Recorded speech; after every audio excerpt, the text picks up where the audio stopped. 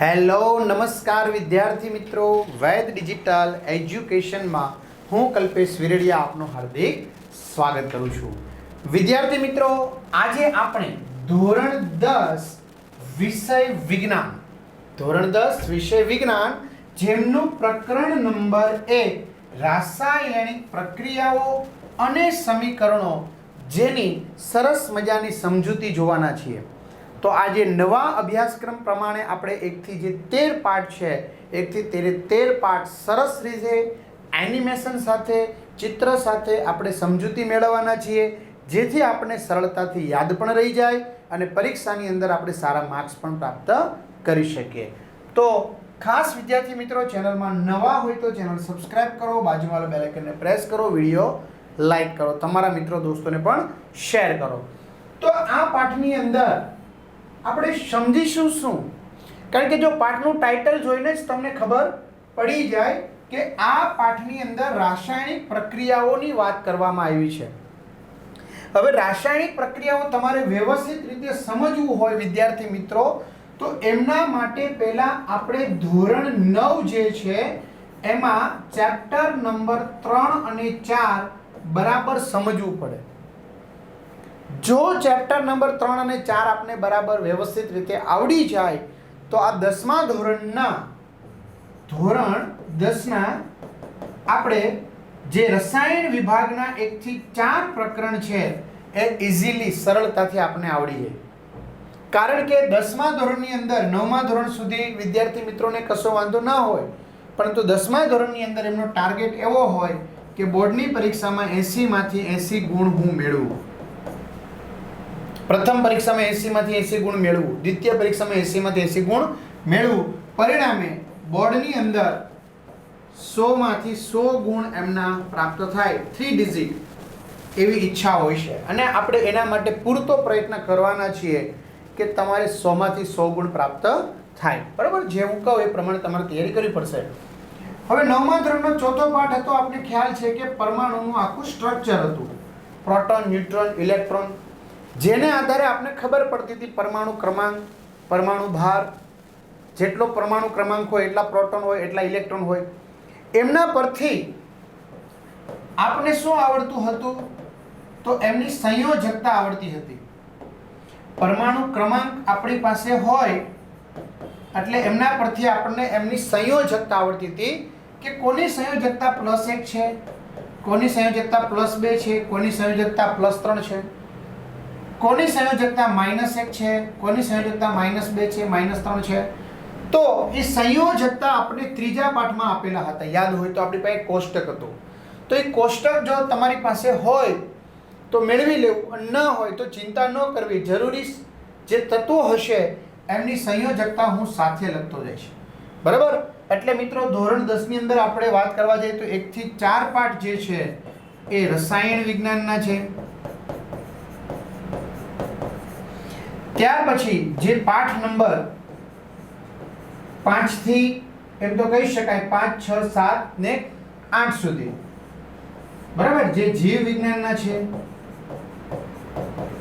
અને સાથે સાથે 13મો પાઠ છે એ પર્યાવરણ સંબંધિત છે, પણ છતાંય આપણે જીવ વિજ્ઞાનનો છે એક ભાગ ગણી શકાય, પર્યાવરણ એટલે.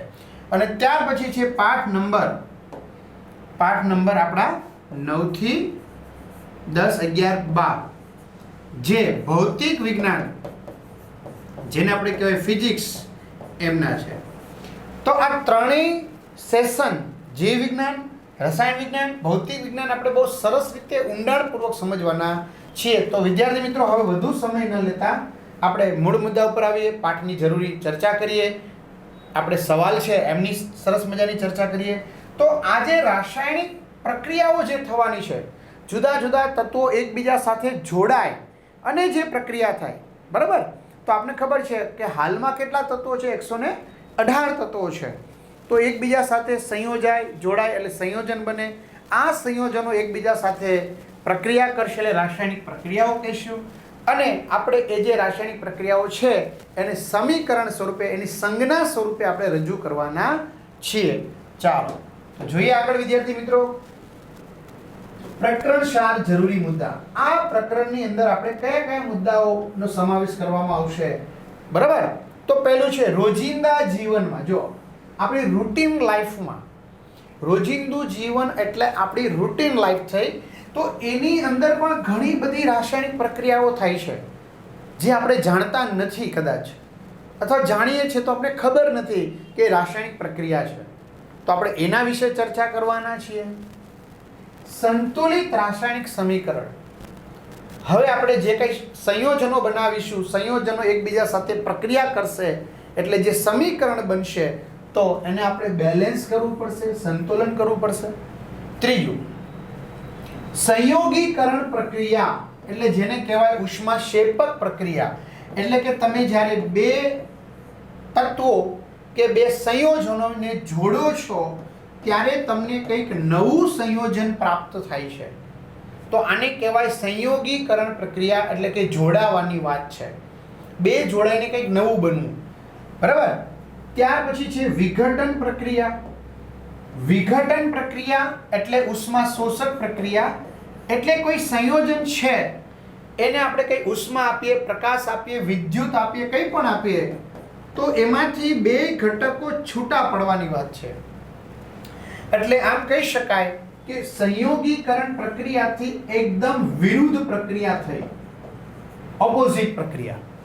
અહીંયા જોડવાની વાત છે તો અહીંયા તોડવાની વાત છે. અહીંયા જોડવાની વાત છે તો અહીંયા તોડવાની વાત છે. ત્યાર પછી છે વિસ્થાપન પ્રક્રિયા. જો બધું ડીપમાં સરળ રીતે આપણે સમજાવશું. સમીકરણ પણ વિદ્યાર્થી મિત્રો તમને મોઢે થઈ જશે. બરાબર. એની સંયોજકતા મોઢે ન હોય તો ચિંતા કરવાની કોઈ જરૂર નથી. બરાબર. એ શીખવાડવામાં આવશે. વિસ્થાપન પ્રક્રિયા અને દ્વિવિસ્થાપન પ્રક્રિયા. વિસ્થાપન એટલે શું? વિસ્થાપન એટલે વિદ્યાર્થી મિત્રો થશે સ્થાનમાં થતો ફેરફાર.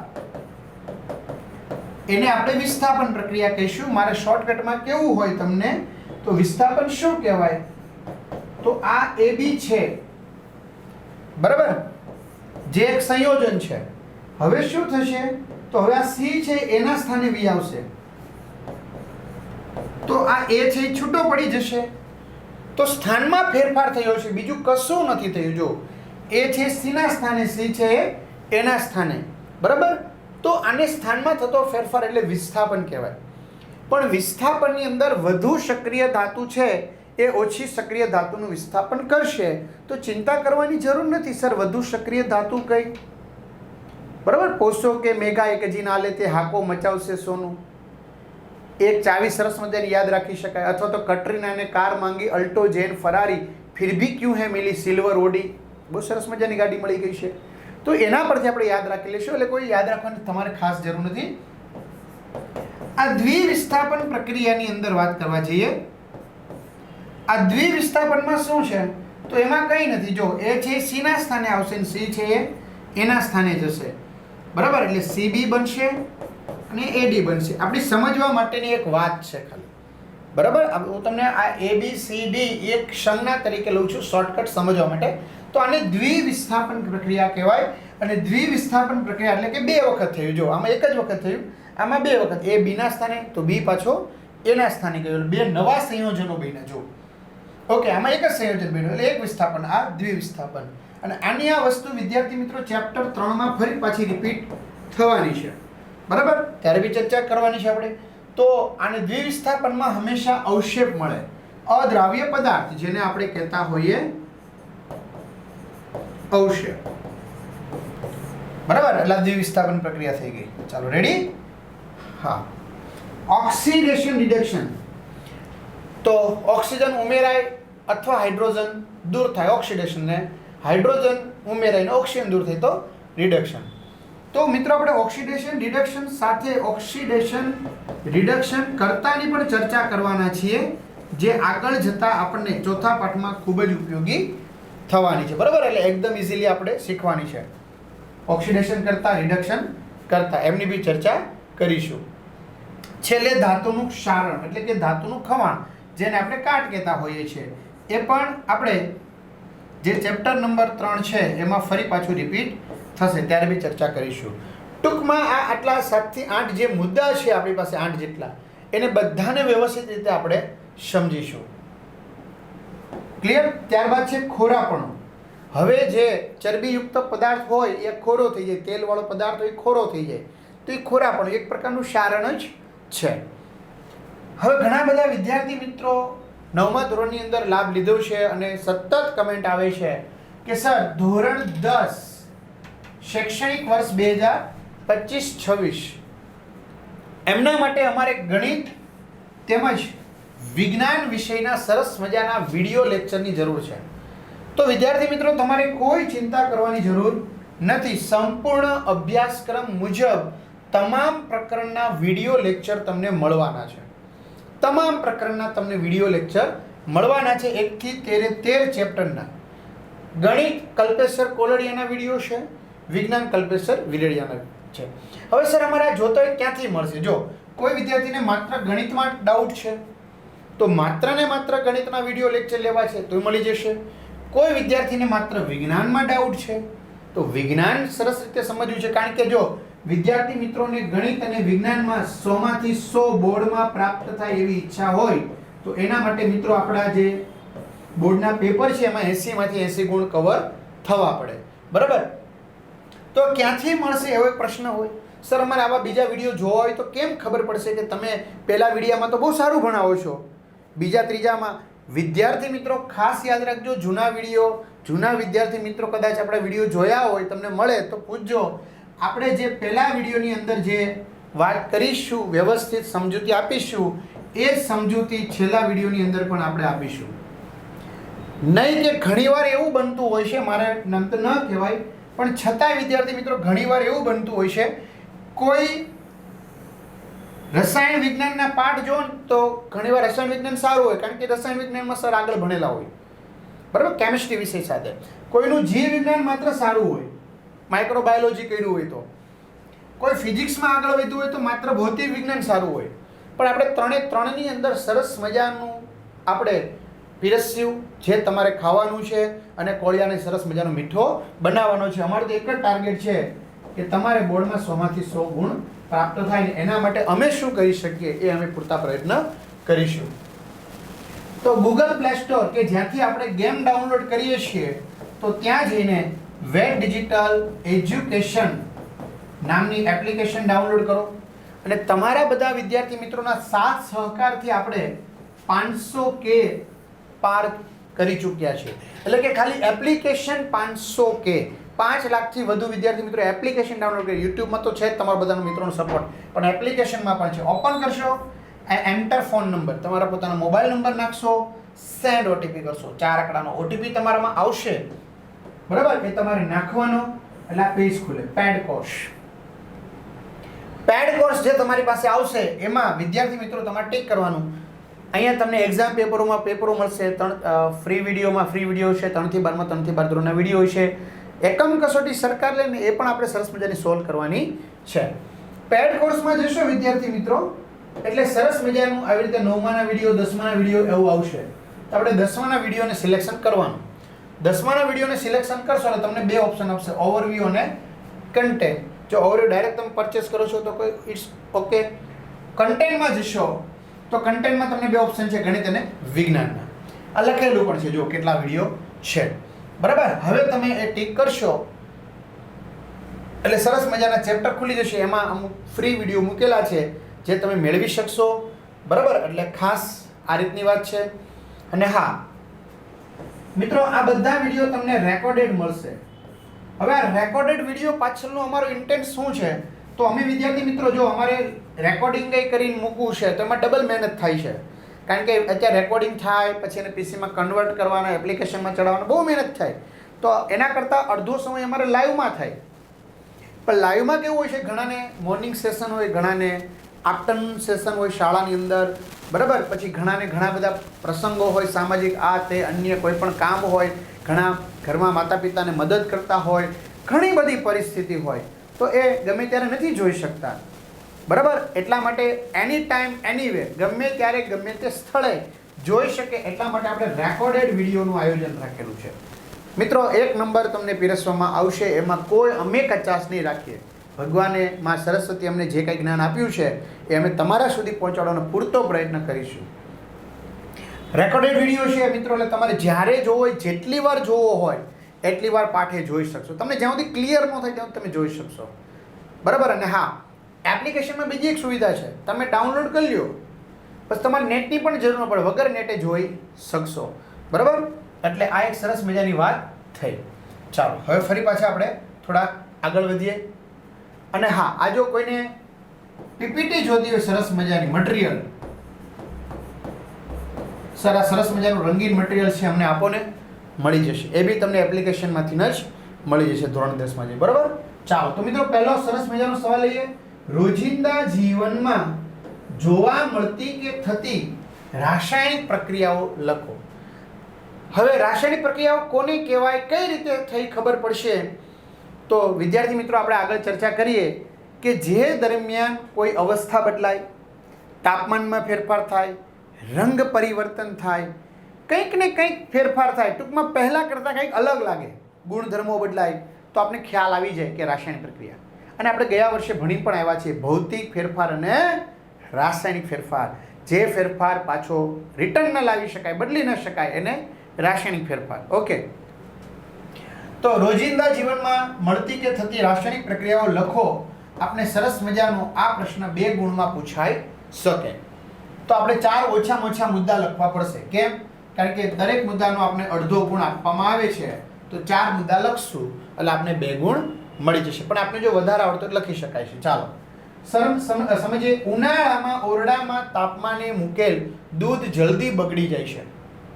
હવે ઉનાળામાં ઓરડાના તાપમાને મૂકેલ દૂધ, અહીંયા ખાસ શબ્દ વાપર્યો છે ઉનાળામાં. જો મારે તમને ગોખાવવું નથી, મારે તમને સમજાવવું છે. અને વિદ્યાર્થી મિત્રો, એકવાર સમજાઈ જશે ને એટલે આપણે કોઈ ચિંતા નહીં રહે, ગોખવાની કોઈ જરૂર જ નથી, આપણે સમજવાનું છે. અહીંયા કેમ ઉનાળાની ઋતુની જ વાત કરી છે, શિયાળાની કેમ કોઈ ચર્ચા નથી ભાઈ, ચોમાસાની કેમ કોઈ ચર્ચા નથી, ઉનાળો શબ્દ કેમ વાપર્યો છે? આ બી એક પ્રશ્ન છે, બરાબર. તો વિદ્યાર્થી મિત્રો, શિયાળામાં જે ટેમ્પરેચર છે, તાપમાન એ નીચું હોય છે, ઉનાળામાં ટેમ્પરેચર કેવું હોય છે? ઊંચું હોય છે. તો આપણે ધોરણ 9 માં શીખી ગયા, તાપમાન વધતા કણોની ગતિ ઉર્જામાં વધારો થાય. તાપમાન વધતા કણોની ગતિ ઉર્જામાં વધે એટલે જે રાસાયણિક પ્રક્રિયાનો દર છે એ વધે, બરાબર. એટલે ઉનાળામાં પ્રક્રિયા વધુ ઝડપથી થાય, જ્યારે શિયાળામાં તાપમાન નીચું હોય એટલે કણોની ગતિ ઉર્જા ઓછી હોય એટલે પ્રક્રિયા ઝડપથી થતી નથી. એટલે ઉનાળો શબ્દ વાપરો.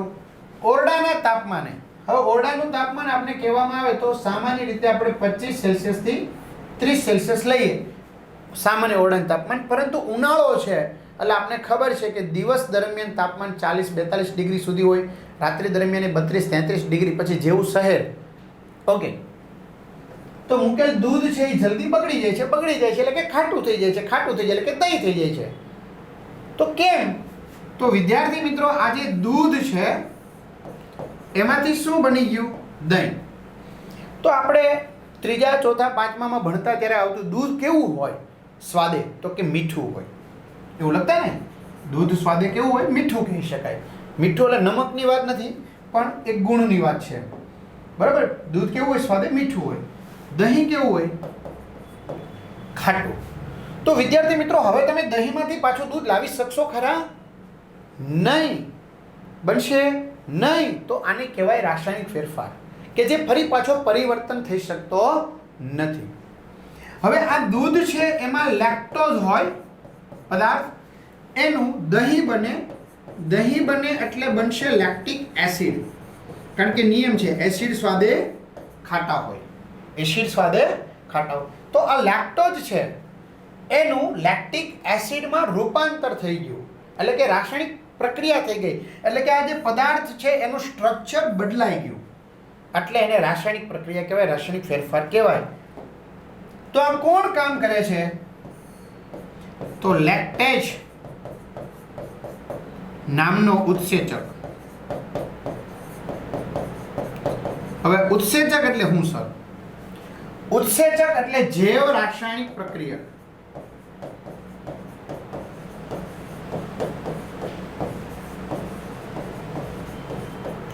કે જે પ્રક્રિયાને થોડી ઝડપી બનાવવામાં મદદરૂપ કરે છે. ઉદ્દીપક એટલે માત્ર ને માત્ર રાસાયણિક પદાર્થમાં આવશે, પરંતુ અહીંયા ઉદ્દીપક જેવું જ કામ છે એટલે ઉત્સેચક, પરંતુ અહીંયા સજીવ પદાર્થની અંદર આવશે, કારણ કે દૂધ છે એ સજીવ પદાર્થ છે. દૂધ છે એ સજીવ પદાર્થ છે એટલે શબ્દ લખ્યો છે જેવ. જેવ એટલે સજીવ, બરાબર. સજીવની અંદર જે કંઈ રાસાયણિક પ્રક્રિયા થતી હોય એમાં જે પ્રક્રિયાને ઝડપી બનાવવાનું કામ કરશે એનું નામ છે વિદ્યાર્થી મિત્રો ઉત્સેચક. તો આ રીતે આપણે સમજીએ તો આપણે વધારે ખ્યાલ આવે કે ભાઈ ઉનાળામાં ઓરડાના તાપમાને મૂકેલ દૂધ જલ્દી બગડી જાય છે. તો વિદ્યાર્થી મિત્રો આપણે પ્રયોગ કરીશું. ઉનાળો શરૂ છે, આપને ખબર છે ગરમીનું પ્રમાણ વધારે છે. સાંજે મમ્મી જો દૂધ ગરમ કરે પછી થોડુંક ઠંડુ પડી જાય, પછી જો ફ્રીજમાં મૂકતા ભૂલી જાય છે મમ્મી, તો સવારે આપને ખબર છે મમ્મી ચા બનાવે, ચા બનતો નથી. બને છે? નથી બનતો. શા માટે? દૂધ બગડી ગયું છે. દૂધ બગડી ગયું છે એટલા માટે ચા બનશે નહીં. ક્લિયર? ચાલો. લોખંડની વસ્તુઓ જેવી કે તવા, તપેલું હોય, ખીલો હોય વગેરેને ભેજવાળી હવામાં મૂકતા તેને કાટ લાગે છે. જો વિદ્યાર્થી મિત્રો, આ લોખંડની જે ચળકાટ ધરાવતી વસ્તુ હોય, સામાન્ય રીતે આપણે લોખંડની નવી ખીલી લઈ આવીએ તો નવી ખીલી ચળકાટવાળી હોય, પણ ચોમાસાની ઋતુ દરમિયાન ખાસ કરીને વાતાવરણમાં જે ભેજ હોય, બરાબર, જેને આપણે કહેવાય ભેજ એટલે કે પાણી, પણ હવા સાથે ભળેલું પાણી એટલે એને ભેજ કહેવાય. તો ભેજ હોય તો ભેજવાળી હવામાં મૂકતા તેને શું લાગે છે? કાટ લાગે છે. કાટ લાગે છે એટલે તમે જોઈ શકો છો આખો રંગ પરિવર્તન થઈ ગયો. જ્યારે દૂધ સફેદ હતું, દહીં સફેદ હતું, તો ત્યાં રંગ પરિવર્તન નહોતો થયો, ત્યાં ગુણધર્મોમાં ફેરફાર થયો. બીજું, અવસ્થા બદલાણી. દૂધ કેવું હતું? પ્રવાહી. દહીં કેવું થઈ ગયું? ઘન થઈ ગયું. કેવું થઈ ગયું? ઘન. જ્યારે અહીંયા શું થઈ ગયું વિદ્યાર્થી મિત્રો? રંગ પરિવર્તન. ત્યાર પછી ખોરાકનું રંધાવું. ખોરાક રંધાય એટલે એના ગુણધર્મો બદલાય જાય. મમ્મીએ સરસ મજાનો રોટલીનો લોટ બાંધ્યો હોય, પૂરીનો લોટ બાંધ્યો હોય, તો આપણે લોટ ખાઈએ છીએ ભાઈ? નહીં, બરાબર. એની રોટલી બનાવીએ, પૂરી બનાવીએ, પછી એને શેકીએ કે તળીએ અને પછી ખાઈએ છીએ આપણે. શું કામ? તો એના રાસાયણિક ગુણધર્મોમાં ફેરફાર થયો છે. એટલે ખોરાક રંધાય તો પણ એના રાસાયણિક ગુણધર્મોમાં ફેરફાર થાય, બરાબર. પછી જે સરસ મજાનું તમે શાક બનાવી નાખ્યું હોય તો એમાંથી પાછી બધી વસ્તુ અલગ કરો, જે થઈ જાય વ્યવસ્થિત, મૂળ સ્વરૂપની નહીં થાય. એટલા માટે દ્રાક્ષનું આથવણ થવું, આથો આવવું આપણી ભાષામાં કહેવાય. જેમ કે ઇડલી, ઢોકળા, ઢોસા, ખમણ, આવી જે આથાવાળી વસ્તુ હોય તો આથો લાવીએ તો પણ એક પ્રકારની રાસાયણિક પ્રક્રિયા છે. તો એવી રીતે આ દ્રાક્ષ છે, બરાબર. તો વિદ્યાર્થી મિત્રો, ખાસ કરીને શેરડીનો રસ હોય કે પછી ફળોનો રસ હોય, બરાબર, એને સરસ મજાનો પાણી સાથે પ્રક્રિયા કરાવી નાખવાની. એટલે એક ઇન્વર્ટેજ નામના ઉત્સેચકની હાજરીમાં એનું ગ્લુકોઝ અને ફ્રુક્ટોઝમાં રૂપાંતર થાય. ગ્લુકોઝ અને ફ્રુક્ટોઝમાં રૂપાંતર થાય, બરાબર. ગ્લુકોઝ તો આપણે ખબર છે જે શક્તિ પ્રદાન કરે છે. હવે આ ગ્લુકોઝ કે ફ્રુક્ટોઝ, એક માના બે દીકરા છે એટલે બેનું અણુસૂત્ર સરખું જ છે, ખાલી બંધારણ સૂત્ર અલગ અલગ છે, સ્ટ્રક્ચર અલગ અલગ છે, બાકી એક માના બે દીકરા છે, બેનું સૂત્ર સરખું છે. હવે તમે ગમે તે લ્યો, ગ્લુકોઝ લ્યો કે ફ્રુક્ટોઝ લ્યો, હું સૂત્ર લખી નાખું એટલે તમારે કોઈ ચિંતા નહીં કે સરસ શું લીધું.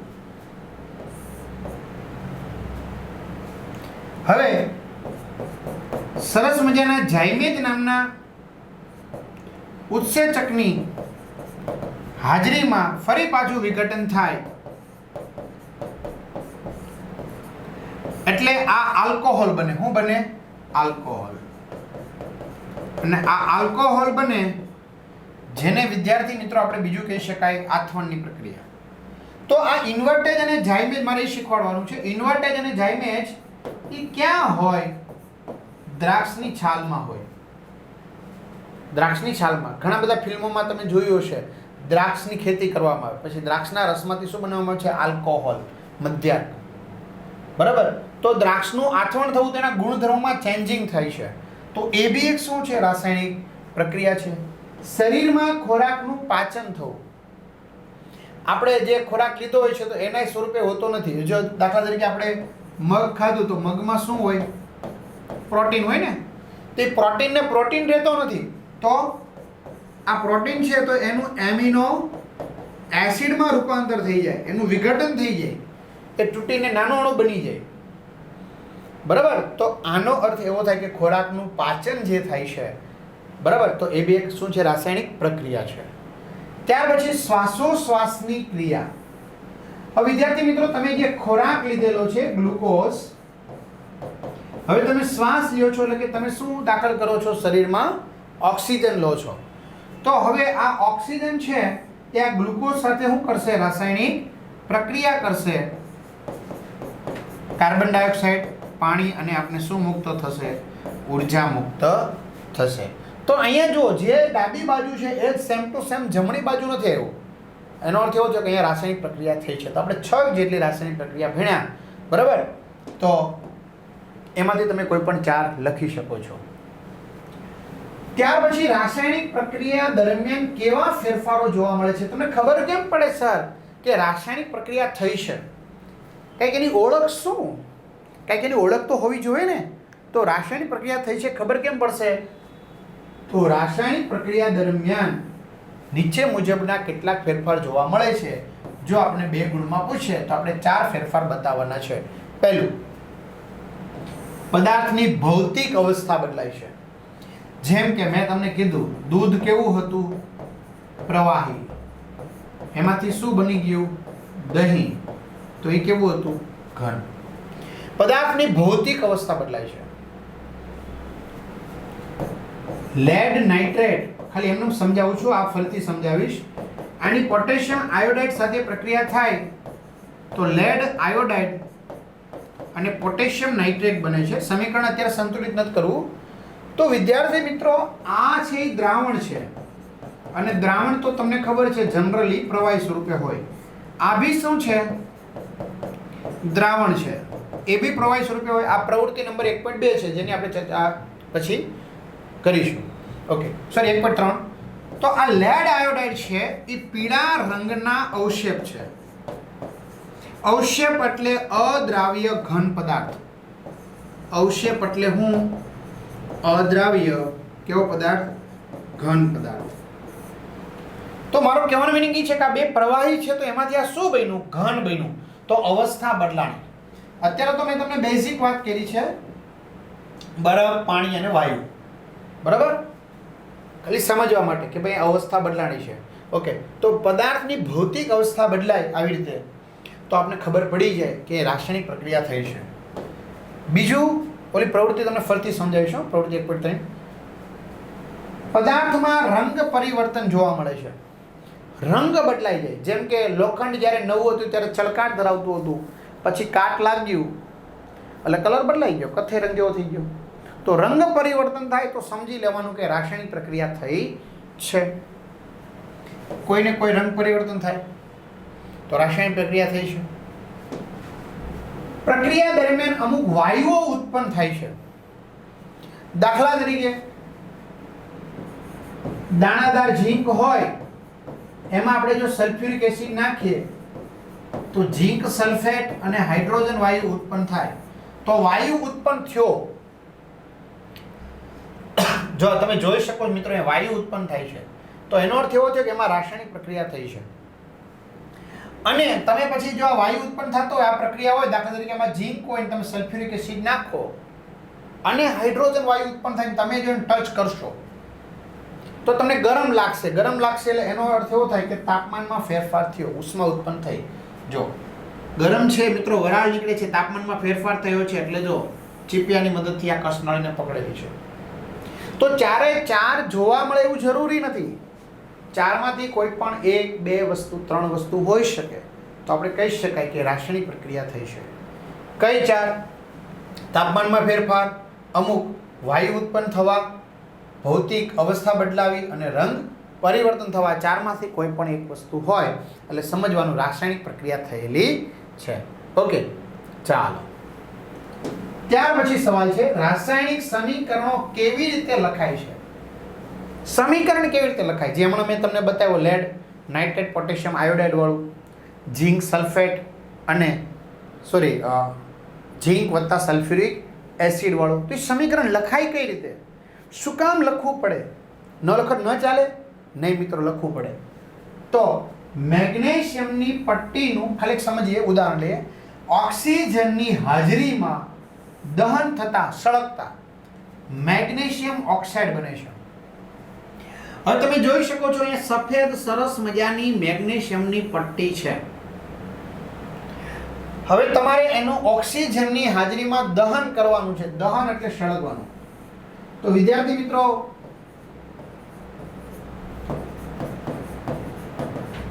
ઓક્સિજન છે એ દહન પોષક વાયુ છે.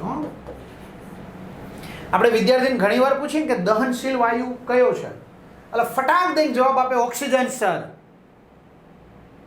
દહનશીલ વાયુ હાઇડ્રોજન છે, દહન પોષક વાયુ ઓક્સિજન છે.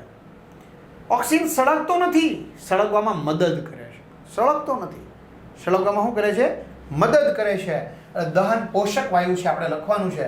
તો મેગ્નેશિયમની પટ્ટી જે છે સરસ મજાની સફેદ કલરની તમે જોઈ શકો. ચિત્ર આપણે એટલા માટે, જો આ તમારી પીપીટી જોતી હોય તો હજી કહું છું મિત્રો, આ મટીરીયલ કહેવાય. પીપીટી એટલે મટીરીયલ, બરાબર? તો એ પણ તમને એપ્લિકેશનમાંથી મળી જશે, તો મેળવી લેવી તમારી રીતે. તમારી પોતાની વાત છે, ઈચ્છાની વાત, બરાબર? તો આજે મેગ્નેશિયમની પટ્ટીને તમે સળગાવશો એટલે જો સફેદ પ્રકાશિત જ્યોત, આંખને આંજી નાખે તેવી સફેદ પ્રકાશિત જ્યોતથી સળગે છે. એટલી સરસ છે કે ડાયરેક્ટ જ્યારે ઓલા વેલ્ડિંગ કેમ કરતા હોય, વેલ્ડિંગ કરતા હોય, ખબર છે? જોયું છે આપણે? યસ. તો વેલ્ડિંગ કરતા હોય ને ડાયરેક્ટ આંખે ન જોય. આંખે જો શું થઈ જાય? પોપચા સોજી જાય. એની જેમ એ લોકો ચશ્મા પહેરે અથવા તો આમ આડું રાખે કાચનું, હે ને? તો એવી રીતે આપણે પણ ચશ્મા પહેરવાના બ્લેક કલરના. ખાસ બ્લેક કલર શું કામ સર? તો બ્લેક કલર છે એ શું કરે? પ્રકાશને શોષી લે. પ્રકાશને શોષી લે. વિદ્યાર્થી મિત્રો, આપણે જૂના વિડીયો જોશું તો એ સફેદ કલર હતો બેકગ્રાઉન્ડ, હવે બ્લેક કર્યું. શું કામ? કે તમને ડાયરેક્ટ આ અક્ષર જ દેખાય, બરાબર? વ્હાઇટ કલર હતો તો શું થાય? પ્રકાશનું પરાવર્તન કરે, તમને આંખોને નુકસાન થતું હોય છે. એટલે આપણે તમારા લાભ માટે આ બ્લેક કલર કરી નાખ્યો. ફરી પાછો બીજી વાર. ઓકે, તો ખ્યાલ આવી ગયો વિદ્યાર્થી મિત્રો? મેગ્નેશિયમની પટ્ટી. જો આ મેગ્નેશિયમની પટ્ટી, તો આપને ખબર હોવી જોઈએ મેગ્નેશિયમની સંજ્ઞા શું થાય? Mg. એની કોની સાથે પ્રક્રિયા કરાવવાની છે? ઓક્સિજન સાથે, O2. કારણ ઓક્સિજનનો એકલો પરમાણુ શક્ય નથી. શું કામ? કારણ કે ઓક્સિજનની ઇલેક્ટ્રોન રચના આપણને ખબર છે 2 6 છે. તો નિયમ પ્રમાણે પહેલી કક્ષા એટલે કે કલ્પેશરનો K, બીજી કક્ષા એટલે L. તો બીજી કક્ષામાં મિનિમમ કેટલા હોવા જોઈએ? 8 હોવા જોઈએ. કેટલા? 8. તો 8 કરવા માટે આ ભાઈને કેટલા ઘટે છે? હજી 2 ઘટે છે. એટલે આપણને ખબર છે ઓક્સિજનની સંયોજકતા કેટલી છે? -2 છે. એટલે આપણે ભણાતા ઓક્સિજન પાસે કેટલા ઇલેક્ટ્રોન છે? પહેલી કક્ષામાં 2, એટલે K કક્ષામાં 2 છે, એટલે તો ઓકે, બરાબર? એમાં કંઈ ઇશ્યુ નથી. બીજી કક્ષામાં 6 છે. 1 2 3 4 5 6. ઓકે. હવે એ ઓક્સિજન પોતાના જેવો બીજો ઓક્સિજન ગોતી આવશે. એની પણ બાહ્ય કક્ષામાં કેટલા હશે? 6 હશે. તો એમ કે છે ભાઈ કામ કરો ને, મને 2 ઓક્સિજન આપને અત્યારે. કેમ? એ કે મારે 2 ઘટે છે. ઓકે, હવે કે લઈ જા ભાઈ. ચલો, કેટલા થઈ ગયા? હવે 6 પોતાના હતા અને 2 લઈ આવે, કેટલા થઈ ગયા? 8 થઈ ગયા. હવે બીજો ઓપ્શન કે ભાઈ જો મેં તને 2 આપ્યા તો મારે જરૂર હોય ત્યારે તું શું કરીશ? એ કે કાંઈ વાંધો નહીં, મારે તારે જરૂર હોય ત્યારે તું લઈ જાજે, આપણે ક્યાં છે કાંઈ એટલું બધું ખાસ. રેડી? 6 પોતાના 2 આના. તો મિત્રો બબ્બેની શું કરી? હેરાફેરી કરી, બબ્બેની ભાગીદારી કરી. ઓકે, 2 નો વહીવટ કર્યો, 2 લઈ જાજે, 2 લેતા આવજો. ઓકે. તો ઓક્સિજન વચ્ચે દ્વિબંધ બન્યા, 2 ઇલેક્ટ્રોન ભેગા થાય એટલે એક બંધ બને. 2 ઇલેક્ટ્રોન ભેગા થાય એક બંધ બને. ઓકે. તો અહીંયા ઓક્સિજનના કેટલા પરમાણુ ભેગા થયા? 2. તો 2 પરમાણુથી એટલે શું લખાય? O2. બરાબર? એટલે ઓક્સિજનનો સ્વતંત્ર પરમાણુ શક્ય નથી, કારણ કે ઓક્સિજન અતિ સક્રિય પરમાણુ છે. તો ઓક્સિજનનો શું હશે? અણુ હશે. હવે આ બંને વચ્ચે શું થાય છે? રાસાયણિક પ્રક્રિયા થાય છે. તો બંને વચ્ચે રાસાયણિક પ્રક્રિયા થઈ શું બનશે? મેગ્નેશિયમ ઓક્સાઇડ પાવડર, જેની ચર્ચા આપણે આગળ કરીએ. ન ખ્યાલ આવે તો જો મેગ્નેશિયમનો વીજભાર કેટલો હતો યાદ આવે છે? +2. ઓક્સિજનનો કેટલો છે હમણાં ગોઈતો? -2. તો મિત્રો બેનો વીજભાર સરખો છે એટલે બે બાદશે નહીં. બેનો +2 અને -2 છે તો સંતુલિત કરવાની કોઈ જરૂર નથી. તો તમે બેઠું લખી શકો છો મેગ્નેશિયમ ઓક્સાઇડ આ રીતે. બરાબર, આગળ જોઈએ આપણે, હજી તમે ચિંતા ના કરો. તો મેગ્નેશિયમની પટ્ટીનું ઓક્સિજનની હાજરીમાં દહન થતા મેગ્નેશિયમ ઓક્સાઇડ બને છે. આ પ્રક્રિયાનું શબ્દ સ્વરૂપ વર્ણન, આને શબ્દ સ્વરૂપ વર્ણન કહેવાય. એ લાંબુ છે તો એને ટૂંકમાં લખવું હોય તો શું કરવું? સંક્ષિપ્તમાં, એટલે કે ટૂંકમાં લખવું હોય તો ટૂંકમાં લખવું હોય. જો આ મેગ્નેશિયમની પટ્ટીનું ઓક્સિજનની હાજરીમાં દહન થતાં મેગ્નેશિયમ ઓક્સાઇડ બને છે. આ એનું શબ્દ સ્વરૂપનું, વ્યાખ્યા સ્વરૂપનું સમીકરણ છે. બરાબર, પ્રક્રિયા બતાવેલી છે. પણ હવે એને ટૂંકમાં બતાવવું હોય તો શું કરવું? તો ટૂંકમાં બતાવ્યું હોય તો વિદ્યાર્થી મિત્રો, તો આ મેગ્નેશિયમ છે એની ઓક્સિજન હારે પ્રક્રિયા થાય તો શું બને? Magnesium oxide. આ ટૂંકમાં લ્યો. આને સંજ્ઞા સ્વરૂપનું સમીકરણ કહેવાય. કેવું? સંજ્ઞા. શાબ્દિક લખવું હોય તો મેગ્નેશિયમ વત્તા oxygen it's give magnesium oxide.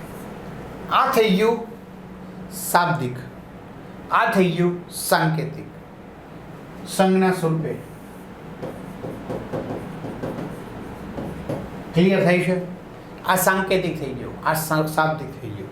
તો મેગ્નેશિયમ, જો આ 6 અક્ષર હતા, 2 માં પતી ગયું. ઓક્સિજન 5 હતા, 2 માં પતી ગયું. Magnesium oxide, magnesium oxide. તો આપણે ખબર છે મેગ્નેશિયમનો પરમાણુ ક્રમાંક કેટલો છે? 12. એટલે ઇલેક્ટ્રોન રચના શું થાય? 2 8 2. તો K કક્ષામાં 2, L કક્ષામાં 8, M કક્ષામાં 2. તો વિદ્યાર્થી મિત્રો અહીંયા પણ કેટલા જોવે? ને 8 જોવે. 8 કરવા માટે 2 ઘટે, 6 ઘટે. બરાબર, તો એ શું કરશે? 2 ગુમાવશે. એટલે મેગ્નેશિયમ કેટલા ઇલેક્ટ્રોન ગુમાવશે? પોતાની પાસેથી 2 ગુમાવશે, એટલે +2 વીજભાર થશે. બરાબર, પોતાની પાસેથી 2 ઇલેક્ટ્રોન શું કરશે? એ ગુમાવશે.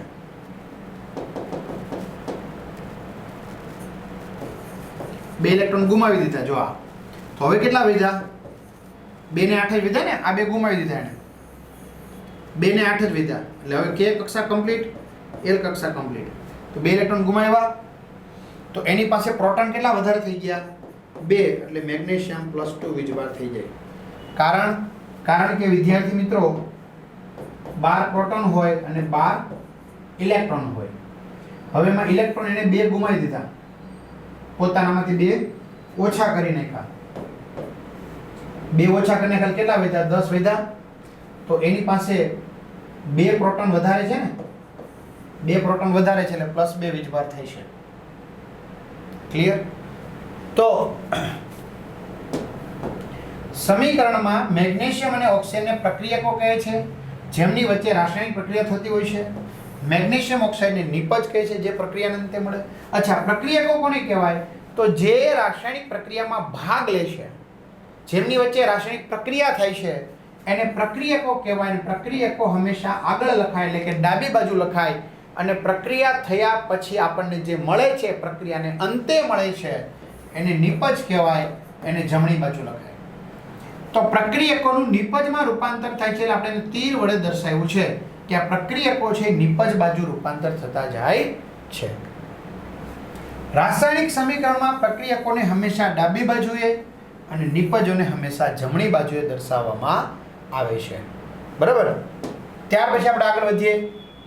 પ્રક્રિયકો અને નિપજ વચ્ચે મેં કીધું એમ શેની નિશાની હોય? તીરની નિશાની મૂકવામાં આવે છે. કોની? તીરની. જો એક કરતાં વધુ પ્રક્રિયકો હોય, પ્રક્રિયામાં ભાગ લેતા હોય, તો તેમની વચ્ચે પ્લસની નિશાની મૂકવામાં આવે. અને એક કરતાં જો વધુ નિપજો હોય તો તેમની વચ્ચે પણ પ્લસની નિશાની મૂકવામાં આવે. જેમ કે હું તમને ઉદાહરણ આપું, લેડ નાઇટ્રેટ છે એનું પોટેશિયમ આયોડાઇડ સાથે પ્રક્રિયા થઈ,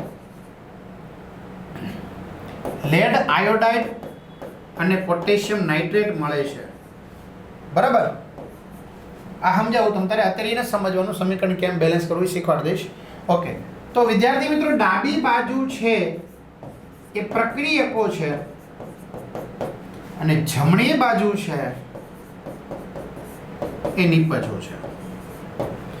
તો પ્રક્રિયકોનું નિપજમાં રૂપાંતર થાય છે તો એના માટે આપણે તીરની નિશાની બતાવી કે પ્રક્રિયકોથી નિપજમાં પેલા આ હતું એમાંથી હવે આ બન્યું છે. તો બે પ્રક્રિયકો છે તો એમની વચ્ચે જો સરવાળાની નિશાની છે, બે નિપજ છે તો એમની વચ્ચે સરવાળાની નિશાની છે. બે હોય કે બે કરતાં વધારે હોય નિશાની સરવાળાની જ આવશે, બાદ બાકીની ક્યાંય આવશે નહીં. તીરનો અગ્રભાગ નિપજો તરફ હોય છે અને તે પ્રક્રિયાને અંતે પ્રક્રિયાની દિશા દર્શાવે છે. જો તીરનો અગ્રભાગ એટલે કે આ અણીવાળો ભાગ પ્રક્રિયકોથી કઈ બાજુની દિશામાં હોય? નિપજોની દિશામાં હોય. એટલે એનો અર્થ શું થાય કે પ્રક્રિયકોનું નિપજમાં રૂપાંતર થાય છે, કન્વર્ટેશન થાય છે. ચાલો, સમતોલિત રાસાયણિક અસમતોલિત રાસાયણિક સમીકરણ કોને કહેવાય? અસમતોલિત, અનબેલેન્સ. તો જે રાસાયણિક સમીકરણમાં દરેક તત્વના પરમાણુની સંખ્યા સમાન ન હોય તો તેવા રાસાયણિક સમીકરણને અસમતોલિત રાસાયણિક સમીકરણ કહેવાય. દાખલા તરીકે તમે ભણ્યા મેગ્નેશિયમ વત્તા oxygen, it's give magnesium oxide.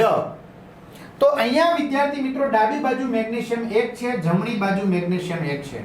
ડાબી બાજુ ઓક્સિજન 2 છે, જમણી બાજુ ઓક્સિજન 1 છે. તો ઓક્સિજનની સંખ્યા મને સમાન લાગતી નથી, એટલા માટે આને અસમતોલિત રાસાયણિક સમીકરણ કહેવાય. અસમતોલિત. તો જો ઉપરના સમીકરણમાં બંને બાજુ દ્રવ્યમાન એટલે કે દળ અને પરમાણુની સંખ્યા સમાન હોતી નથી. કારણ કે પરમાણુની સંખ્યા સમાન ન હોય એટલે દળ ક્યારેય સમાન ન હોઈ શકે. તો આવા અસમતોલિત સમીકરણને મેગ્નેશિયમના દહનનું દહન થાય છે ને, તો આને કહેવાય વિદ્યાર્થી મિત્રો માળખાકીય કંકાલ રાસાયણિક સમીકરણ. 1 માર્ક્સમાં આપણે યાદ રાખશું અસમતોલિત સમીકરણને શું કહેવાય? માળખાકીય કંકાલ. હાડપિંજર છે, હજી પ્રાણ નથી એમાં, હાડપિંજર છે. ઓકે, તો ખબર પડી ગઈ કે આ છે કંઈક, આ મનુષ્યનું હાડપિંજર છે, આ પ્રાણીનું વાઘનું હાડપિંજર છે, આ સિંહનું છે, એટલી ખબર પડી ગઈ. બરાબર, આ સમીકરણ છે એટલી ખબર પડી ગઈ, કોની કોની વચ્ચે પ્રક્રિયા છે એ ખબર પડી ગઈ, પણ એમાં પ્રાણ નથી હજી, એટલે શબ્દ વાપર્યો છે માળખાકીય કંકાલ. મિત્રો જો તમને બતાવું દળની બાબત વાત કરું, દળની બાબતે પણ અસમાન હોય. જો મેગ્નેશિયમ ઓક્સાઇડમાંથી મેગ્નેશિયમ વત્તા ઓક્સાઇડ, મેગ્નેશિયમ ઓક્સાઇડ બને. ઓકે, આપણે ખબર છે મેગ્નેશિયમનું દળ કેટલું છે? 24 U. ઓક્સિજનનું 16 U. હવે કિંમત મૂકતા જાઓ. ચાલો, મેગ્નેશિયમનું 24, ઓક્સિજનનું 16, પણ એને ગુણ્યા કેટલા છે? 2. અહીંયા મેગ્નેશિયમનું 24 વત્તા ઓક્સિજનનું 16. 24 16 દુ 32, 24 ને 16 40 U. તો નિપજનું દળ આવ્યું 40 U. પ્રક્રિયકનું દળ 4 ને 2 6, 2 ને 3 5, 56 U. કોનું દળ આવ્યું? પ્રક્રિયકનું. તો દળ સરખું છે નહીં, પરમાણુની સંખ્યા સરખી છે નહીં, એટલા માટે આને સમીકરણ સંતુલિત કરો. તો જો અહીંયા ઓક્સિજન 2 છે, તો જમણી બાજુ વિદ્યાર્થી મિત્રો 2 કરવા માટે શું કરશું? આ ઓક્સિજન છે એની આગળ 2 લખવાના, હંમેશા આગળ. આપણે કે તારામાં ક્ષમતા હોય ને તમારી સામે આવી જાય ખબર પડે, બસ સામે આવી જવાનો, આગળ આવી જવાનો, મોરો દઈ દેવાનો. બરાબર, આગળ 2 લખાઈ ગયા. અને આગળ આવેલી બધાને હેરાન કરે, કોઈ દેખાય નહીં ને. ઘણા વિદ્યાર્થી હાઈટ વાળા હોય, પાછળ તોફાન કરતા હોય, શિક્ષક એમ કે આગળ વી આવે, પછી પાછળ બેઠા હોય વિદ્યાર્થી બિચારા હોશિયાર, એને દેખાય આમ કરવું પડે. તો મેગ્નેશિયમની સંખ્યા પણ 2 થઈ ગઈ. તો મેગ્નેશિયમની સંખ્યા પણ 2. હવે જુઓ તો ડાબી બાજુ 2 મેગ્નેશિયમ, યસ. જમણી બાજુ 2 મેગ્નેશિયમ, યસ. ડાબી બાજુ 2 ઓક્સિજન, યસ. જમણી બાજુ 2 ઓક્સિજન, યસ. હવે વિદ્યાર્થી મિત્રો આનું દળ ચેક કરો. ચાલો, મેગ્નેશિયમનું દળ 24, પણ કેટલા વડે ગુણ્યા? 2 વડે. ઓક્સિજનનું દળ 16, કેટલા છે? 2. અહીંયા 2 કૌંસમાં મેગ્નેશિયમનું 24 વત્તા ઓક્સિજનનું 16. 24 દુ 48, 16 ગુણ્યા 2 32. 2 24 ને 16 40. 48 ને 32 80U, 40 દુ 80U. દળ સમાન આવી ગયા. કેમ? પરમાણુની સંખ્યા સમાન થઈ ગઈ, દળ ઓટોમેટિક સમાન થઈ જાય. યાદ રહી ગયું? એટલે આપણે હવે દળ ક્યાં નથી કરવાના આવી રીતે. દ્રવ્યમાન અને પરમાણુની સંખ્યા સમાન હોતી નથી, તો આવા અસમતોલિત સમીકરણને મેગ્નેશિયમ દહનનું માળખાકીય કંકાલ રાસાયણિક સમીકરણ કહેવાય.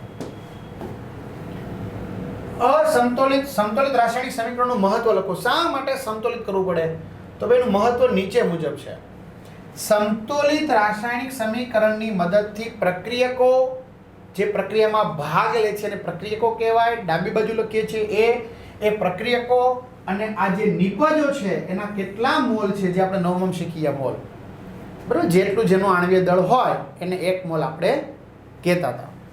એવો ગેડ્રો અંક યાદ આવ્યું થોડું? ઓકે, તો એના કેટલા મોલ છે તે જાણી શકાય.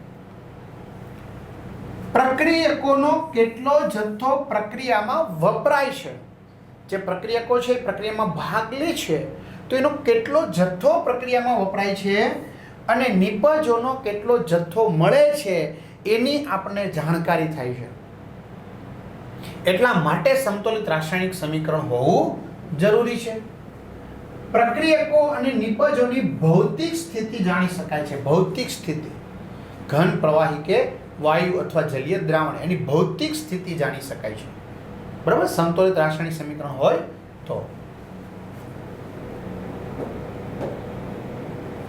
રાસાયણિક સમીકરણને સમતોલિત કરવું કેમ જરૂરી છે? કેમ જરૂરી છે? શું કામ કરવું જોઈએ? તો જો ભાઈ, સમતોલિત રાસાયણિક સમીકરણમાં પ્રક્રિયકો અને નિપજો બંને તરફ તત્વ કે પરમાણુની સંખ્યા સમાન હોવી જોઈએ.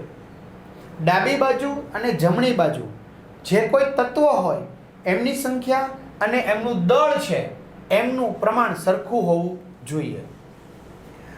કારણ કે દળ સંચયનો નિયમ આપણે ધોરણ 9 માં ત્રીજા પાઠમાં ભણી ગયા હતા કે કોઈ પણ રાસાયણિક પ્રક્રિયા દરમિયાન દળનું સર્જન કે વિનાશ કરવો શક્ય નથી.